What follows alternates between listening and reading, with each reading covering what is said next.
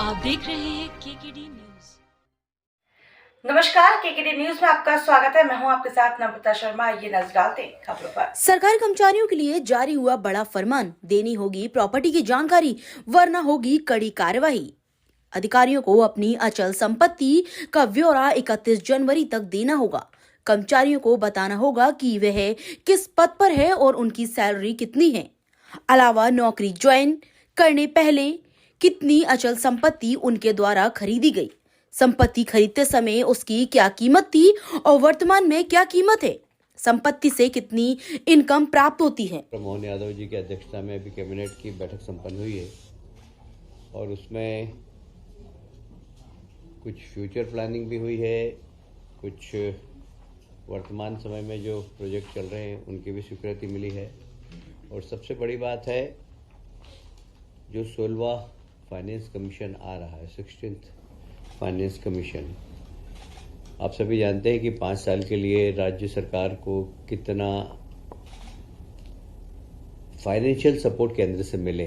हर राज्य चाहता है कि हमको ज़्यादा से ज़्यादा मिले, तो हम अपनी तैयारी कर रहे हैं। माननीय मुख्यमंत्री जी ने निर्देश दिए सभी विभागों को कि वे अपने अपने विभाग में किस प्रकार 5 साल की प्लानिंग करके और हम 16वें वित्त आयोग के सामने अपनी बात रख सकें और ज़्यादा से ज़्यादा पैसा केंद्र सरकार से राज्यों को मिल सके। अरविंद पनगड़िया इसके अध्यक्ष हैं, देश के माने माने अर्थशास्त्री, वो इसकी अध्यक्षता करेंगे, वो यहाँ पर आ रहे हैं। मुझे कहते हुए बहुत गर्व है कि जहाँ हमारे देश के प्रधानमंत्री का एक ध्येय वाक्य रहता है, ज्ञान पर ध्यान, और ज्ञान से उनका तात्पर्य है गरीब, युवा, अन्नदाता, किसान और नारी शक्ति। तो ये ज्ञान से ध्यान पे हमारी सरकार ने शुरुआत प्रारंभ कर दी है। माननीय मुख्यमंत्री जी के निर्देश पर हम युवाओं को एक नई दिशा, उनके कौशल का सही उपयोग, उनकी आर्थिक स्थिति सही हो, उनको गुणवत्ता वाली शिक्षा मिले, अच्छा स्किल डेवलपमेंट हो, इस दिशा में एक समेकित तकनीकी शिक्षा विभाग, कौशल विभाग, कौशल और रोजगार विभाग तथा युवा खेल कल्याण विभाग, तीनों विभाग मिलकर और स्वामी विवेकानंद जयंती पर स्वामी विवेकानंद युवा शक्ति मिशन प्रारंभ करने वाले हैं। इसका उद्देश्य होगा युवा का सर्वांगीण विकास, शिक्षा के क्षेत्र में भी युवा आगे बढ़े, कौशल के क्षेत्र में भी युवा आगे बढ़े और वो रोजगार से कैसे जल्दी से जल्दी जुड़े। जैसे हमारे माननीय प्रधानमंत्री जी का मिशन है नई शिक्षा नीति के माध्यम से कि शिक्षा रोजगार देने वाली हो और हमारा युवा भी रोजगार देने वाला बने। तो इसी को ध्यान में रखते हुए स्वामी विवेकानंद युवा शक्ति मिशन प्रारंभ करने वाले हम 12 तारीख को। इसमें सभी विभागों से बाकी इसके सदस्य रहेंगे, पर मूल रूप से तकनीकी शिक्षा, कौशल विभाग, रोजगार विभाग और युवा कल्याण विभाग इसको हेड करेंगे और ये सब मिलकर और सब विभागों से तालमेल करके हम सिर्फ युवाओं को फोकस करेंगे। कुल मिलाकर युवाओं का आत्मविश्वास बढ़ाना मध्य प्रदेश के अंदर। देखिए, आज भारत देश का सबसे युवा, दुनिया का सबसे युवा देश कहलाता है।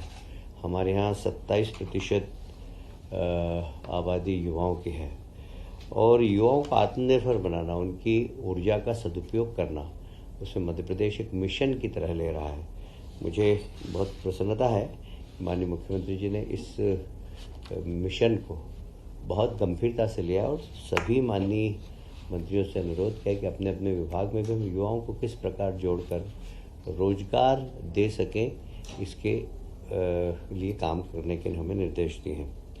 जैसे अब प्रतिस्पर्धा की तैयारी करना, तो तैयारी करने के लिए हमने अनुसूचित जाति और जनजाति के बच्चों के लिए कोचिंग क्लास तो हमने चलाई थी, पर फिर भी कुछ सिलेक्टिव ऐसे गरीब विद्यार्थी हों, चाहे वो अनुसूचित जाति जनजाति के नहीं हो, वे यदि प्रतिस्पर्धा में भाग लेना चाहें और उन्हें कोचिंग की आवश्यकता है तो सरकार वो भी उपलब्ध कराएगी।